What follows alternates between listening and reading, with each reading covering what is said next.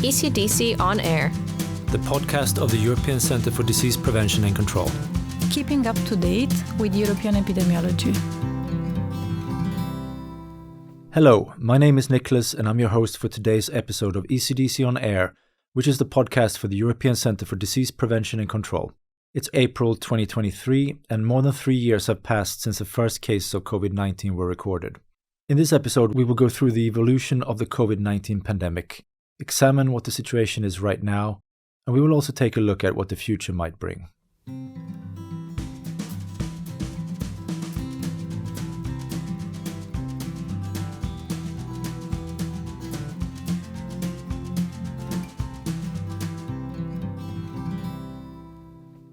With me here in the studio to shed some light on all this is Bruno Ciancio, who is ECDC's head of surveillance. Hello Bruno, glad to have you here. Hello Nicholas, thank you for inviting me. How would you describe the different phases of the COVID-19 pandemic from the beginning up until now? COVID-19 was one of the worst pandemic that ever occurred, and it was characterized by very intense transmission in large parts of the population, which lasted for 3 years now. The first waves of the pandemic were affecting large parts of the population and having also a significant impact across basically all age groups. And this was mostly driven by the fact that it was a completely new virus against which there was no population immunity. And the trends of the various surges of infections was mostly driven by behavioral factors, contacts between people. And it was only when measures were not undertaken to reduce the contacts between people that the waves started to decline. The situation changed dramatically later on when a lot of people were vaccinated and also experienced the infection. From that phase on, with the start of the Delta variants and later on also the Omicron variant, a lot of the impact was observed among people that were not vaccinated. In the last year, with the emergence of Omicron, we have seen very large outbreaks affecting a large part of the population, but a relatively lower impacts in terms of hospitalization and mortality. We know that this is due to the fact that vaccination, together with previous infection, has provided the population with very high level of protection, particularly against severe illness. So if we look at the introduction of vaccines, I mean, it's obviously in the history of this pandemic, that's been a completely groundbreaking, pivotal game changer. Can you just tell us a bit more what the impact of the vaccines has had?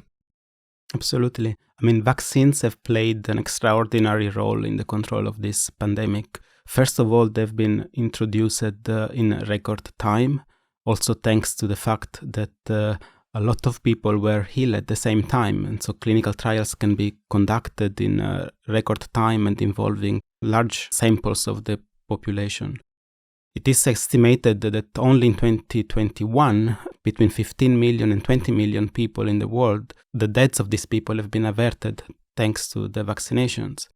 And you have to multiply this number by 5 or 10 to understand how many hospitalizations were also averted. However, the impact was not as big as it could have been if access to vaccines was more equally distributed across the planet. We have various parts of the world where vaccines were not available, and this definitely constitute a reason of concern also today, both for the possible further impact that COVID can have on these populations, but also because of the theoretical risk that the circulation of the virus in these populations may lead to the selection of new variants. So then would it be wrong to say that we are returning to a kind of normalcy? Because I think a lot of people probably see it as that. In the past year, and since the emergence of Omicron, we have seen surges of infections every 2-3 months, but all characterized by decreasing intensity and impact. So this is definitely a very good news. And we think that the situation may remain stable for quite some time. We also know that as we speak, there are still many infections taking place. with between 500 1,000 deaths per week that recorded in the European Union due to COVID-19. These people are mostly older people that were not updated, for example, with the booster vaccines. We know that these people will continue to remain vulnerable, and it makes sense that a number of measures are no longer in place. Attention is put towards protecting these people. And this can be done by ensuring that they are vaccinated regularly and that they are protected also from infections.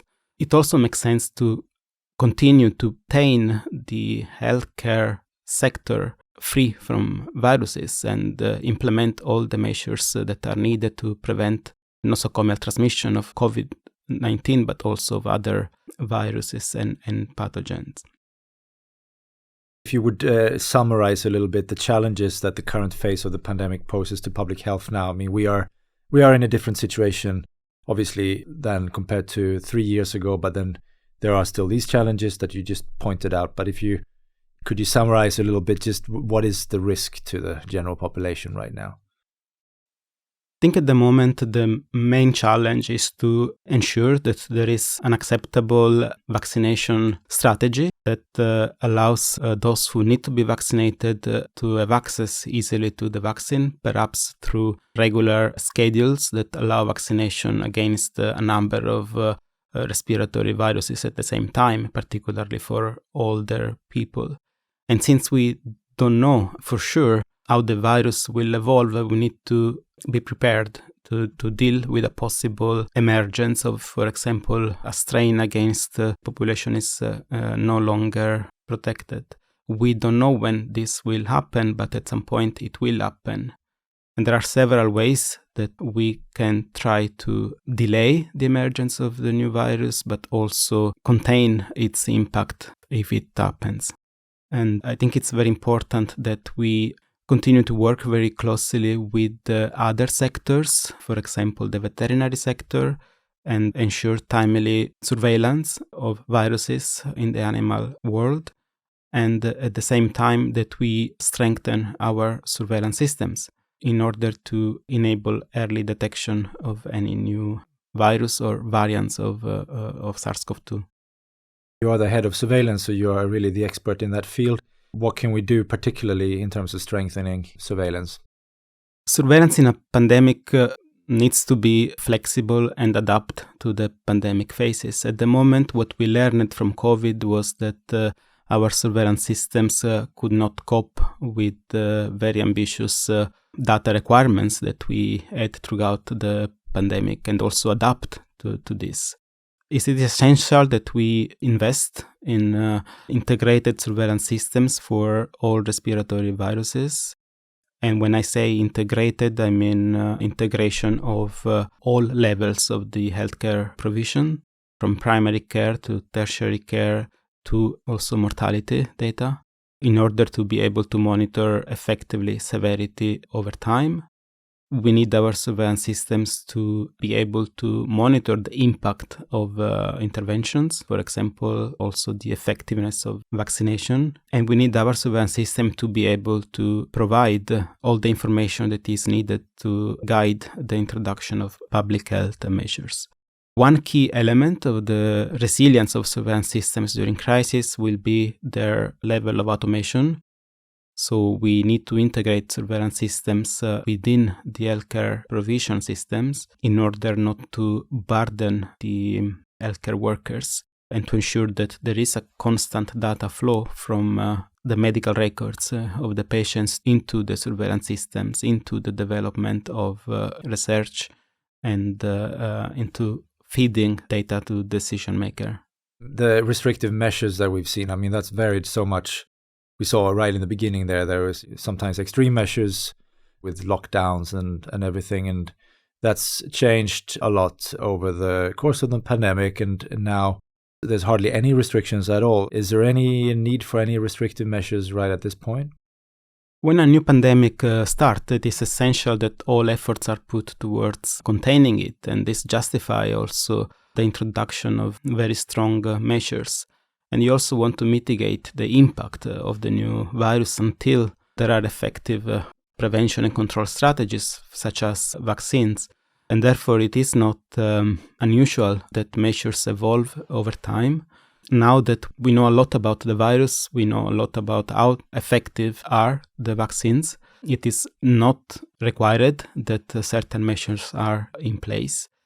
At the same time, we need to understand where the vulnerabilities are and make sure that we focus our interventions towards protecting the most vulnerable people, meaning people that are older, that have other important underlying conditions, people that are undertaking immunosuppressive treatment or other type of treatments that affect their ability to respond to the disease. Moving on then to look at a little bit more in the crystal ball, how do you see the pandemic evolving in the coming future? Is it possible to predict with some certainty how it will evolve?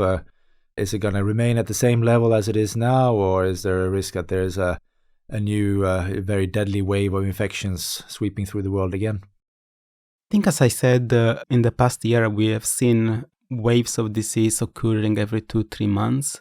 And these waves have been also of less intensity and impact. I think we can expect this to continue for some time, given the fact that we have quite effective vaccination programs within the European Union. At the same time, we know that the pandemic threat is increased, particularly now that there is a new virus, new pandemic, potentially pandemic virus like SARS-CoV-2, influenza, and other viruses. And therefore, this is the time where we need to strengthen our preparedness for the future. Should a new virus emerge, SARS-CoV-2 that is completely different from the currently circulating viruses or an influenza virus, I think we need to be better prepared than we were at the beginning of COVID. And definitely, I think we are. Firstly, because we have the technologies now to develop effective and safe vaccine quite rapidly. And secondly, because I think it is clear there have been a lot of investments from member states, from ECDC, from the European Commission into strengthening also the preparedness mechanisms and tools. So I think we cannot say that we are out of the pandemic, but we are in a position now that we can deal better should a new pandemic occur. So yeah, it sounds as if we've learned a little bit of our lessons that we need to know. We don't have to worry too much then that we would have a situation in 5 years' time where we're back to lockdowns and restrictions like they were, or what do you say? Well, pandemics and viruses in general are quite unpredictable, so we cannot say for certain that we are prepared to the extent that is needed. But I would say that we have a chance now to implement all those measures that would put us in a better situation to deal with new challenges.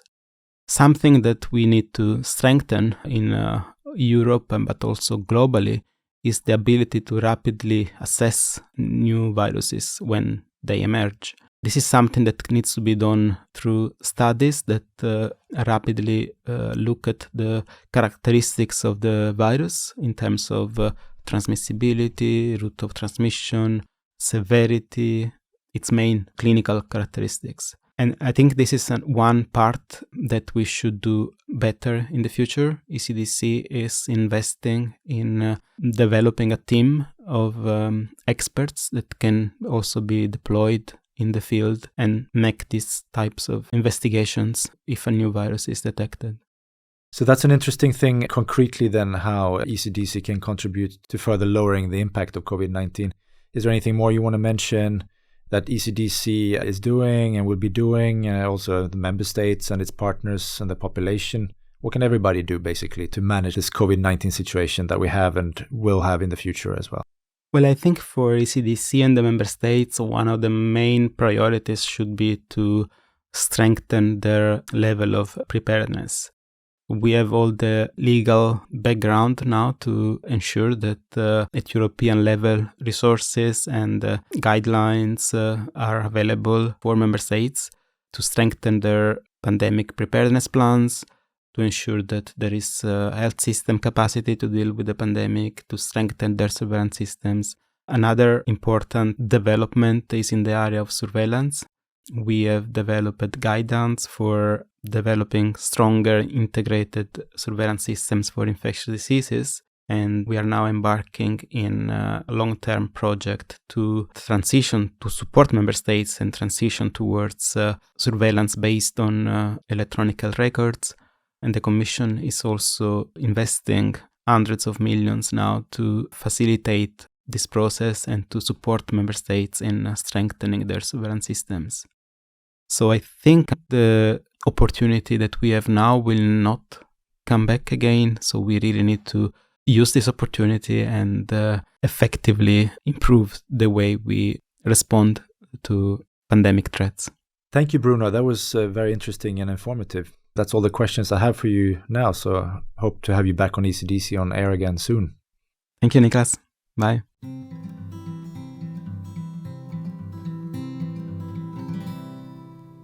We hope you enjoyed this episode of ECDC on air. For more information about ECDC and its work, please visit us on the web at ecdc.europa.eu or follow us on social media.